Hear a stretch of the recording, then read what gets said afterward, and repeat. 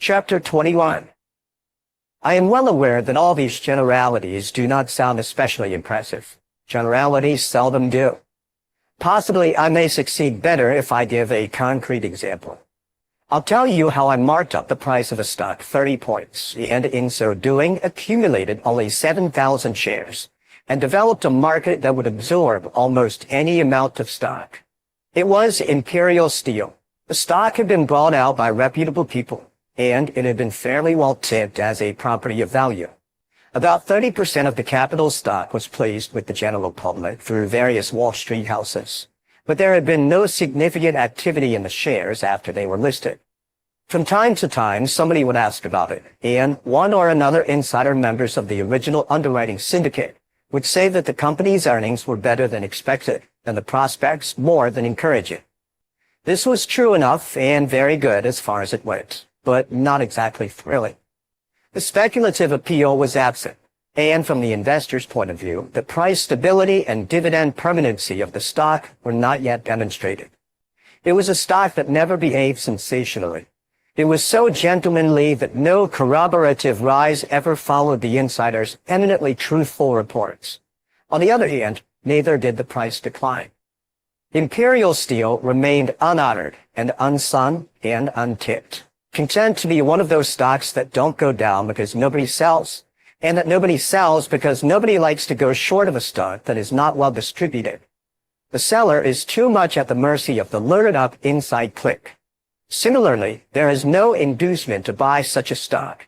To the investor, Imperial Steel therefore remained a speculation. To the speculator, it was a dead one. The kind that makes an investor of you against your will by the simple expedient of falling into a trance the moment you go long of it. The chap who is compelled to lug a corpse a year or two always loses more than the original cost of the deceased. He is sure to find himself tied up with it when some really good things come his way. One day, the foremost member of the Imperial Steel Syndicate, acting for himself and associates, came to see me. They wished to create a market for the stock, of which they controlled the undistributed 70%. They wanted me to dispose of their holdings at better prices than they thought they would obtain if they tried to sell in the open market.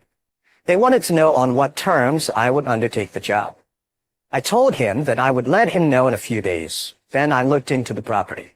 I had experts go over the various departments of the company, industrial, commercial, and financial. They made reports to me which were unbiased. I wasn't looking for the good or the bad points, but for the facts, such as they were. The reports showed that it was a valuable property. The prospects justified purchases of the stock at the prevailing market price if the investor were willing to wait a little. Under the circumstances, an advance in the price would in reality be the commonest and most legitimate of all market movements to wit, the process of discounting the future. There was therefore no reason that I could see why I should not consciously and confidently undertake the bull manipulation of Imperial Steel. I let my man know my mind, and he called at my office to talk the deal over in detail. I told him what my terms were. For my services, I asked no cash, but calls on 100,000 shares of the Imperial Steel stock. The price of the calls ran up from 70 to 100. That may seem like a big fee to some, but they should consider that the insiders were certain they themselves could not sell 100,000 shares, or even 50,000 shares, at 70. There was no market for the stock. All the talk about wonderful earnings and excellent prospects had not brought in buyers, not to any great extent. In addition, I could not get my fee in cash without my clients first making some millions of dollars. What I stood to make was not an exorbitant selling commission. It was a fair contingent fee. Knowing that the stock had real value and that general market conditions were bullish and therefore favorable for an advance in all good stocks, I figured that I ought to do pretty well. My clients were encouraged by the opinions I expressed, agreed to my terms at once, and the deal began with pleasant feelings all around. I proceeded to protect myself as thoroughly as I could. The syndicate owned or controlled about 70% of the outstanding stock. I had them deposit their 70% under a trust agreement. I didn't propose to be used as a dumping ground for the big holders. With the majority holdings thus securely tied up, I still had 30% of scattered holdings to consider. But that was a risk I had to take. Experienced speculators do not expect ever to engage in utterly riskless ventures. As a matter of fact, it was now much more likely that all the untrusted stock would be thrown on the market at one fell swoop than that all the policyholders of a life insurance company would die at the same hour, the same day. There are unprinted actuarial tables of stock market risks, as well as of human mortality. Having protected myself from some of the avoidable dangers of a stock market deal of that sort, I was ready to begin my campaign. Its objective was to make my cause valuable. To do this, I must put up the price and develop a market in which I could sell 100,000 shares, the stock in which I held options. The first thing I did was to find out how much stock was likely to come on the market on in advance. This was easily done through my brokers, who had no trouble in ascertaining what stock was for sale at or a little above the market. I don't know whether the specialists told them what orders they had on their books or not. The price was nominally 70, but I could not have sold 1,000 shares at that price. I had no evidence of even a moderate demand at that figure, or even a few points lower. I had to go by what my brokers found out, but it was enough to show me how much stock there was for sale and how little was wanted. As soon as I had a line on these points, I quietly took all the stock that was for sale at 70 and higher. When I say I, you will understand that I mean my brokers. The sales were for account of some of the minority holders, because my clients naturally had canceled whatever selling orders they might have given out before they tied up their stock. I didn't have to buy very much stock. Moreover, I knew that the right kind of advance would bring in other buying orders, and of course, selling orders also. I didn't give bull tips on Imperial Steel to anybody. I didn't have to. My job was to seek directly to influence sentiment by the best possible kind of publicity. I do not say that there should never be bull propaganda. It is as legitimate and indeed as desirable to advertise the value of a new stock as to advertise the value of woolens or shoes or automobiles. Accurate and reliable information should be given by the public. But what I meant was that the tape did all that was needed for my purposes. As I said before, the reputable newspapers always try to print explanations for market movements. It is news. Their readers demand to know not only what happens in the stock market, but why it happens. Therefore, without the manipulator lifting a finger, the financial writers will print all the available information and gossip, and also analyze the reports of earnings, trade conditions, and outlook. In short, whatever may throw light on the advance. Whenever a newspaper man or an acquaintance asks my opinion of a stock, and I have one, I do not hesitate to express it. I do not volunteer advice, and I never give tips, but I have nothing to gain in my operations from secrecy. At the same time, I realize that the best of all tipsters, the most persuasive of all salesmen, is the tape. When I had absorbed all the stock that was for sale at 70 and a little higher, I relieved the market of that pressure, and naturally that made clear for trading purposes the line of least resistance in Imperial Steel. It was manifestly upward. The moment that fact was perceived by the observant traders on the floor, they logically assumed that that stock was in for an advance, the extent of which they could not know, but they knew enough to begin buying. Their demand for Imperial Steel, created exclusively by the obviousness of the stock's rising tendency, the tape's infallible bull tip. I promptly filled. I sold to the traders the stock that I had bought from the tired-out holders at the beginning. Of course, this selling was judiciously done. I contented myself with supplying the demand. I was not forcing my stock on the market, and I did not want too rapid in advance. It wouldn't have been good business to sell out the half of my 100,000 shares at that stage of the proceedings. My job was to make a market on which I might sell my entire mine.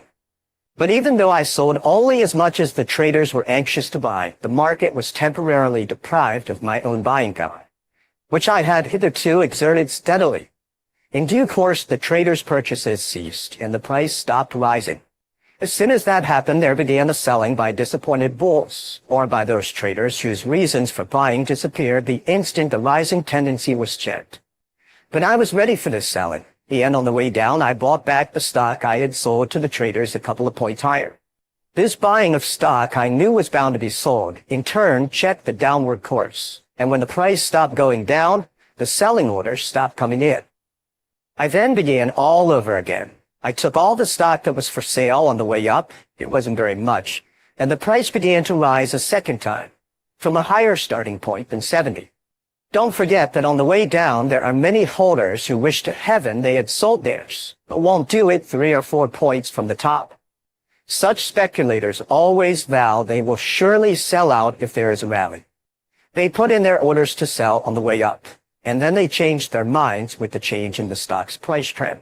Of course, there is always profit taking from safe-playing quick runners to whom a profit is always a profit to be taken. All I had to do after that was to repeat the process, alternately buying and selling, but always working higher. Sometimes after you have taken all the stock that is for sale, it pays to rush up the price sharply, to have what might be called little bull flurries in the stock you're manipulating. It is excellent advertising, because it makes talk and also brings in both the professional traders and that portion of the speculating public that likes action. It is, I think, a large portion. I did that in Imperial Steel, and whatever demand was created by those spurts, I supplied. My selling always kept the upward movement within bounds, both as to extent and as to speed. In buying on the way down and selling on the way up, I was doing more than marking up the price. I was developing the marketability of Imperial Steel. After I began my operations in it, there never was a time when a man could not buy or sell the stock freely. I mean by this, buy or sell a reasonable amount without causing over-violent fluctuations in the price. The fear of being left high and dry if he bought or squeezed to death if he sold was gone. The gradual spread among the professionals and the public of a belief in the permanence of the market for Imperial Steel had much to do with creating confidence in the movement. And of course, the activity also put an end to a lot of other objections. The result was that after buying and selling a good many thousands of shares, I succeeded in making the stock sell at par. At $100 a share, everybody wanted to buy Imperial Steel. Why not? Everybody now knew that it was a good stock, that it had been and still was a bargain. The proof was the rise. A stock that could go 30 points from 70 could go up 30 more from par. That is the way a good many argued. In the course of marking up the price those 30 points, I accumulated only 7,000 shares. The price on this line averaged me almost exactly 85. That meant a profit of 15 points on it. But of course, my entire profit, still on paper, was much more. It was a safe enough profit, for I had a market for all I wanted to sell. The stock would sell higher on judicious manipulation, and I had graduated calls on 100,000 shares, beginning at 70 and ending at 100. Circumstances prevented me from carrying out certain plans of mine for converting my paper profits into good hard cash. It had been, if I do say myself, a beautiful piece of manipulation, strictly legitimate and deservedly successful. The property of the company was valuable, and the stock was not dear at the higher price. One of the members of the original syndicate developed a desire to secure the control of the property, a prominent banking house with ample resources. The control of a prosperous and growing concern like the Imperial Steel Corporation is possibly more valuable to a banking firm than to individual investors. At all events, this firm made me an offer for all my options on the stock. It meant an enormous profit for me, and I instantly took it. I am always willing to sell out when I can do so in a lump at a good profit. I was quite content with what I made out of it. Before I disposed of my calls on the 100,000 shares, I learned that these bankers had employed more experts to make a still more thorough examination of the property. Their reports showed enough to bring me in the offer I got. I kept several thousand shares of the stock for investment. I believe in it. There wasn't anything about my manipulation of Imperial Steel that wasn't normal and sound. As long as the price went up on my buying, I knew I was okay. The stock never got waterlogged, as a stock sometimes does. When you find that it fails to respond adequately to your buying, you don't need any better tip to sell. You know that if there is any value to a stock and general market conditions are right, you can always nurse it back after a decline, no matter if it's 20 points. But I never had to do anything like that with Imperial Steel. In my manipulation of stocks, I never lose sight of basic trading principles. Perhaps you wonder why I repeat this, or why I keep harping on the fact that I never argue with the tape or lose my temper at the market because of its behavior. You would think, wouldn't you, that shrewd men who have made millions in their own business and, in addition, have successfully operated in Wall Street at times, would realize the wisdom of playing the game dispassionately. Well, you would be surprised at the frequency with which some of our most successful promoters behave like peevish women because the market does not act the way they wish it to act. They seem to take it as a personal slight, and they proceed to lose money by first losing their temper. There has been much gossip about a disagreement between John Prentice and myself. People have been led to expect a dramatic narrative of a stock market deal that went wrong, or some double-crossing that cost me or him millions, or something of that sort. Well, it wasn't. Prentice and I had been friendly for years. He had given me at various times information that I was able to utilize profitably, and I had given him advice which he may or may not have followed. If he did, he saved money. He was largely instrumental in the organization and promotion of the petroleum products company. After a more or less successful market debut, general conditions changed for the worse, and the new stock did not fare as well as Prentice and his associates had hoped. When basic conditions took a turn for the better, Prentice formed a pool and began operations in peat products. I cannot tell you anything about his technique. He didn't tell me how he worked, and I didn't ask him. But it was plain that notwithstanding his Wall Street experience and his undoubted cleverness, whatever it was he did proved of little value, and it didn't take the pool long to find out that they couldn't get rid of much stock. He must have tried everything he knew, because a pool manager does not ask to be superseded by an outsider unless he feels unequal to the task. And that is the last thing the average man likes to admit. At all events, he came to me, and after some friendly preliminaries, he said he wanted me to take charge of the market for peat products and dispose of the pool's holdings, which amounted to a little over 100,000 shares. The stock was selling at 102 to 103. The thing looked dubious to me, and I declined his proposition with thanks. But he insisted that I accept. He put it on personal grounds, so that in the end I consented. I constitutionally dislike to identify myself with enterprises in the success of which I cannot feel confidence. But I also think a man owes something to his friends and acquaintances. I said I would do my best, but I told him I did not feel very cocky about it, and I enumerated the adverse factors that I would have to contend with. But all Prentice said to that was that he wasn't asking me to guarantee millions in profits to the pool. He was sure that if I took hold, I'd make out well enough to satisfy any reasonable being. Well, there I was, engaged in doing something against my own judgment. I found, as I feared, a pretty tough state of affairs due in great measure to Prentice's own mistakes while he was manipulating the stock for account of the pool. But the chief factor against me was time. I was convinced that we were rapidly approaching the end of a bull swing, and therefore that the improvement in the market, which had so encouraged Prentice, would prove to be merely a short-lived rally. I feared that the market would turn definitely bearish before I could accomplish much with peat products. However, I had given my promise, and I decided to work as hard as I knew how. I started to put up the price. I had moderate success. I think I ran it up to 107 or thereabouts, which was pretty fair, and I was even able to sell a little stock on balance. It wasn't much, but I was glad not to have increased the pool's holdings.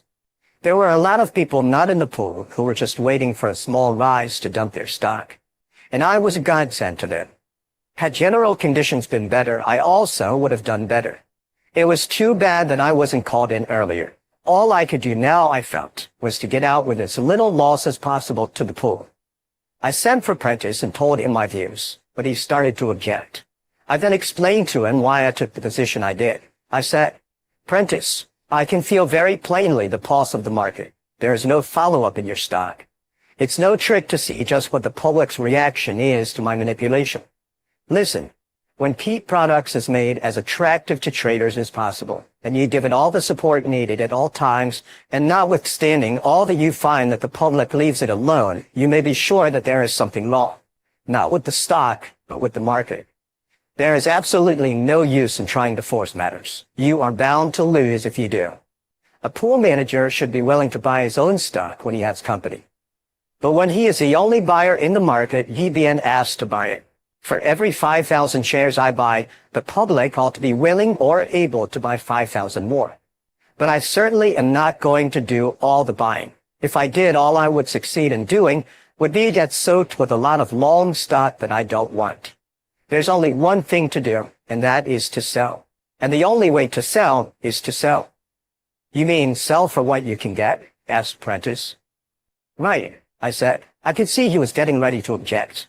If I'm to sell the pool's stock at all, you can make up your mind that the price is going to break through par. And, oh no, never, he yelled. You'd have imagined I was asking him to join a suicide club. Prentice, I said to him, it is a cardinal principle of stock manipulation to put up a stock in order to sell it. But you don't sell in bulk on the advance. You can't. The big selling is done on the way down from the top. I cannot put up your stock to 125 or 130. I'd like to, but it can't be done. So you will have to begin your selling from this level. In my opinion, all stocks are going down, and petroleum products isn't going to be the one exception. It's better for it to go down now on the pool selling than for it to break next month on selling by someone else. It will go down anyhow. I can't see that I said anything heroic, but you could have heard his howls in China. He simply wouldn't listen to such a thing. It would never do. It would play the Dickens with the stock's record. To say anything of inconvenient possibilities at the banks where the stock was held as collateral on loans and so on. I told him again that in my judgment, nothing in the world could prevent peat products from breaking 15 or 20 points because the entire market was headed that way. And I once more said that it was absurd to expect his stock to be a dazzling exception. But again, my talk went for nothing. He insisted that I support the stock. Here was a shrewd businessman, one of the most successful promoters of the day, who had made millions in Wall Street deals and knew much more than the average man about the game of speculation, actually insisting on supporting a stock in an incipient bear market. It was his stock, to be sure, but it was nevertheless bad business. So much so that it went against the grain, and I again began to argue with him. But it was no use. He insisted on putting in supporting orders. Of course, when the general market got weak and the decline began in earnest, peat products went for the rest. Instead of selling, I actually bought stock for the insider's pool by Prentice's orders. The only explanation is that Prentice did not believe the bear market was right on top of us. I myself was confident that the bull market was over. I had verified my first surmise by tests not alone in peat products, but in other stocks as well. I didn't wait for the bear market to announce its safe arrival before I started selling. Of course, I didn't sell a share of peat products, though I was short of other stocks.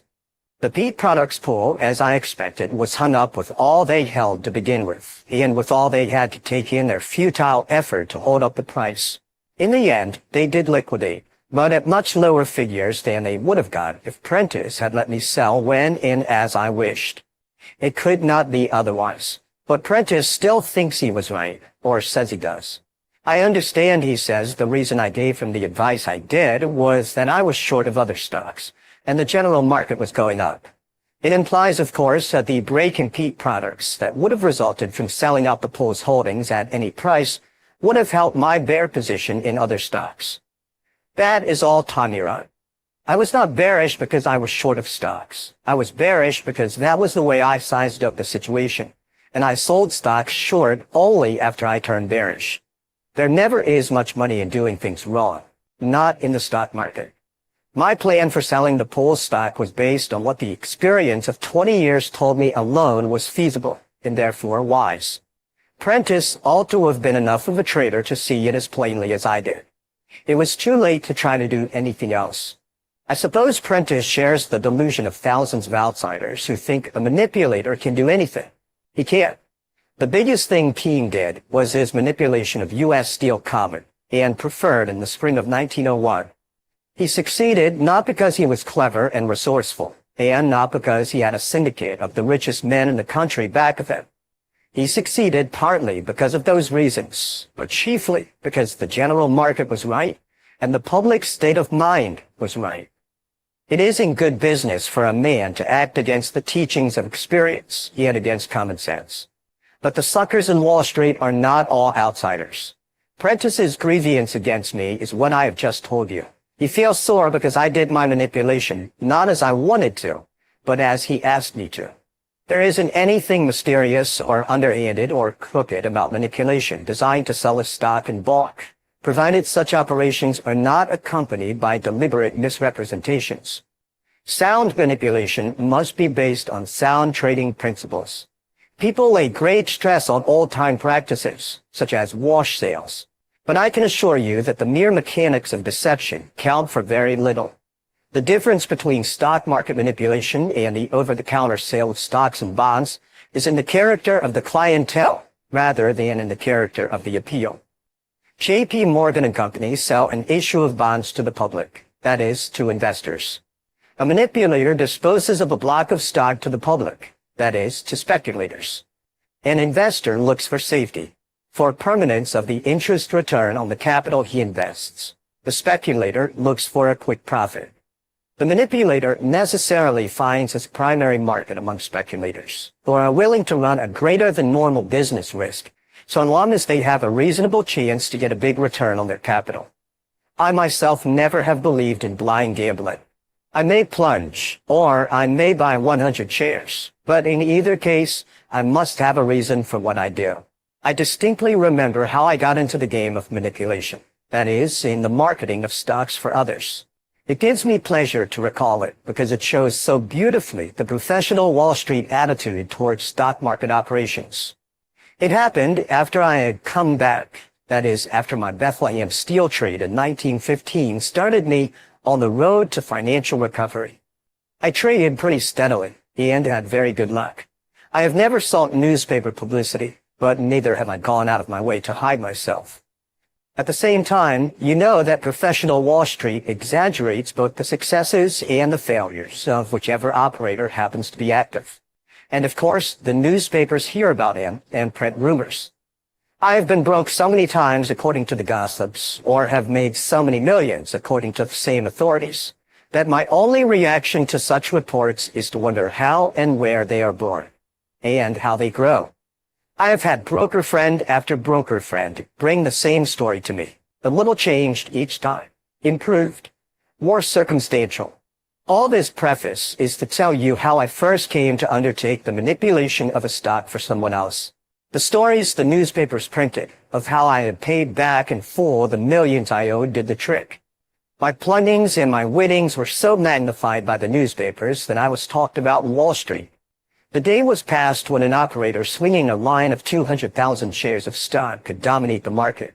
But as you know, the public always desires to find successors to the old leaders. It was Mr. Keene's reputation as a skillful stock operator, a winner of millions on his own hook, that made promoters and banking houses apply to him for selling large blocks of securities.